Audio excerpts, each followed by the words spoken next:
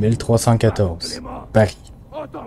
Voici le procès du 23e et dernier grand maître de l'ordre des Templiers, Jacques de Molay. Devant le vieil homme se trouve le roi, Philippe IV le Bel. Beaucoup d'entre vous qui ont joué à la série de jeux Assassin's Creed ont vu cette scène. Mais que savons-nous réellement de Jacques de Molay et des Templiers, hormis le fait que nous avons pris un grand plaisir à les massacrer dans les jeux? C'est ce que nous allons découvrir dans cet épisode de Qui sont les Templiers?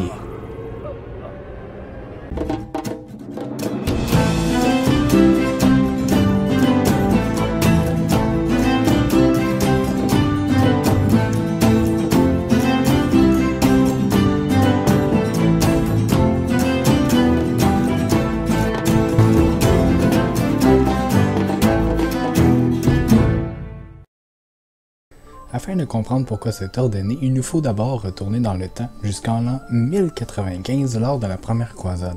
Pour faire simple, celle-ci se vit lancée par le pape Urbain II car le pèlerinage vers Jérusalem était devenu dangereux. Opposant les croisés ainsi que leurs alliés au sultanat de Roum, elle se conclut en 1099 par la reprise de Jérusalem par les croisés. Avec la fin de la première croisade, ce que l'on appelle les États latins ou francs, des parcelles de terre gouvernées par des chefs d'Occident fut créées, dont le royaume de Jérusalem. Les routes, toutefois toujours dangereuses malgré la victoire chrétienne, un groupe de chevaliers mené par Hugues de Pint demanda au roi de Jérusalem de créer un groupe armé afin de protéger les pèlerins ainsi que le tombeau du Christ, lieu ecclésiastique très important. Le groupe prit d'abord le nom de les pauvres chevaliers du Christ et du temple de Salomon. Chevaliers du Christ, vous avez compris pourquoi, et temple de Salomon fut ajouté car ces chevaliers furent hébergés dans le temple de Salomon, une partie du palais du roi de Jérusalem. C'est d'ailleurs pour cela que plus tard l'ordre changea le nom pour l'ordre du Temple, que l'on connaît aujourd'hui sous le nom de Templiers. Les principaux fondateurs se rendirent ensuite en Europe en 1127 afin de faire reconnaître l'ordre par l'Église, et c'est en 1129, durant le Concile de Troyes, que l'ordre fut officiellement reconnu.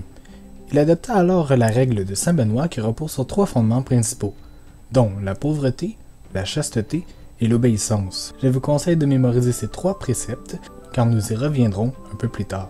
D'ailleurs, est-ce que ce symbole vous dit quelque chose? Ce symbole, la croix de Pâté, associée indéfiniment aux Templiers, ne sera reconnu que 20 ans plus tard, soit en 1147 par le pape Eugène III. En tant qu'ordre religieux, les Templiers ont obtenu de nombreuses demeures monastiques et militaires que l'on appelle des commanderies. Ces commanderies étaient une grande source de revenus grâce aux dons matériels de toutes sortes qu'ils pouvaient recevoir, en plus des taxes qu'ils percevaient et des dons qu'ils pouvaient obtenir. De plus, ces demeures étaient souvent composées de fermes, en plus des logis et monastères habituels. Cela est sans parler des richesses amassées lors des pillages qu'ils pouvaient faire durant les conflits en Orient, mais également en Espagne. C'est également en Jérusalem que l'on retrouve le coffre de l'ordre, la huche. Celui-ci contient tous les revenus monétaires de chaque commanderie, mais également d'autres choses, dont des archives. Finalement, les Templiers se faisaient de l'argent avec la lettre de change.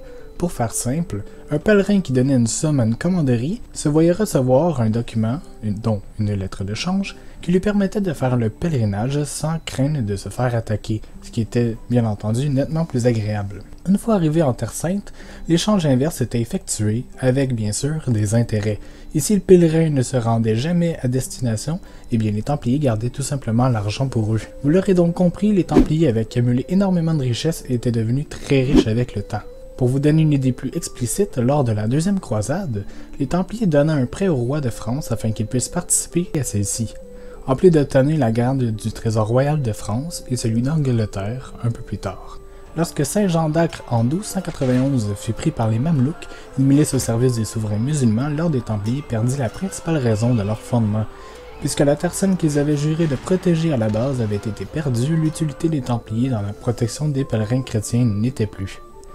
Les Templiers se retirent donc de Chypre et retournèrent en France pour s'occuper des commanderies déjà installées. En plus d'avoir ramassé une grande richesse, l'ordre avait également accumulé une force militaire équivalente à 15 000 hommes, incluant 1500 chevaliers durement entraînés. Les Templiers, devenus alors très influents et puissants, inquiétèrent le roi Philippe le Bel, roi de France, qui était assoiffé de pouvoir. Celui-ci s'opposait d'ailleurs fortement à la papauté, car celle-ci affirmait que son pouvoir était bien supérieur à celui de la royauté. Voyant donc l'ordre du Templier comme une menace religieuse et une barrière à son pouvoir royal, le roi de France décida de l'écarter. Il tenta de faire disparaître l'ordre une première fois, mais ne put le faire par manque de preuves contre ce dernier. Mais en 1305, un certain Escu de Florian, un ancien membre des Templiers, maintenant renégat, lui avoua des dires à propos de pratiques sexuelles obscènes et de reniement de la foi au sein de l'ordre. L'ordre du Temple aurait donc violé les 3 principes fondamentaux de la règle de Saint-Benoît dont je vous avais parlé plus tôt. Pour rappel, l'ordre avait fait fortune avec le temps et donc bafouait les règles de pauvreté. Les aveux d'un ancien membre sur les pratiques sodomites et sur le reniement du Christ venaient donc de briser les 2 dernières règles, soit la chasteté et l'obéissance religieuse. Philippe IV, très pieux, fut enchanté par ces aveux car il justifiait maintenant une arrestation. Il envoya donc une lettre au pape Clément V, successeur de Boniface VIII et de Benoît XI. De son côté, le grand maître des Templiers, Jacques de Molay, également au courant de ces rumeurs, écrivit au pape pour lui demander une enquête pontificale et l'obtenu en 1307. Cependant, le roi de France ne put attendre et accusa la même année l'ordre des Templiers d'hérésie, de simonie, de pratiques sexuelles sodomites et d'idolâtrie. Le 14 septembre 1307, il donna l'ordre de l'arrestation massive de 13 Templiers pour le 13 octobre de la même année. Aux premières lueurs du 13 octobre 1307, Guillaume de Nagoret, juriste ainsi que des hommes d'armes, entrèrent dans le temple de Paris, demeure de Jacques de Molay et de bien d'autres Templiers. Ceux-ci se rendirent donc sans problème en vue de l'ordonnance royale. Le procès des Templiers commença par des séances de torture sur les 138 arrêtés par le confesseur de Lebel et grand inquisiteur de France Guillaume de Paris. Lors de ces interrogatoires, 38 moururent. Nombreux avouèrent sur la torture ces allégations contre eux, mais certains résisteront jusqu'à leur mort. De son côté, le pape Clément V tentant de protéger l'ordre, mais en vain. Il envoya toutefois 2 cardinals pour entendre les témoignages à Chinon qui fut conservé sur un parchemin. Dès le 12 novembre 1309, 15 Templiers sur 16 clamèrent leur innocence. C'est alors que le roi de France, lassé de cette enquête qui piétine, nomma un archevêque qui lui était dévoué, Philippe de Marigny. Le 12 mai 1310, 54 Templiers furent envoyés au bûcher pour leurs aveux de 1307. C'est en 1311 que commença le Concile de Vienne, ayant divers buts dont statuer le sort de l'ordre. D'ailleurs, 7 Templiers se présentèrent lors de cette rencontre afin de faire valoir leurs points. Philippe le Bel s'y présenta également afin de faire pression sur le pape Clément V et cela fonctionna.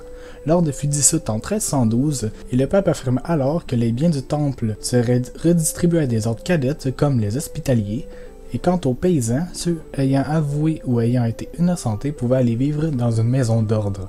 Quant à ceux ayant nié ou s'étant rétractés, seraient punis par la prison à vie ou la mort. Lors d'une intime commission pontificale en 1313, les 4 dignitaires de l'ordre dont faisaient partie Jacques de Molay, maître de l'ordre du Temple, et Geoffroy de Charnay, précepteur de Normandie, affirmèrent de nouveau leurs méfaits. Mais en 1314, lorsqu'ils apprirent qu'ils étaient condamnés à la prison à vie, de Molay et Charnay clamèrent leur innocence. Ils furent donc condamnés au bûcher sur l'île des Juifs le 18 mars 1314. C'est ainsi que l'ordre des Templiers et son dernier grand maître disparut. Chers Ristovores, j'espère que vous aurez apprécié cet épisode. N'hésitez pas à mettre un pouce, à partager bien sûr, cela me fait toujours extrêmement plaisir, et à me soutenir en vous abonnant. Et je vous dis à la prochaine pour un prochain épisode.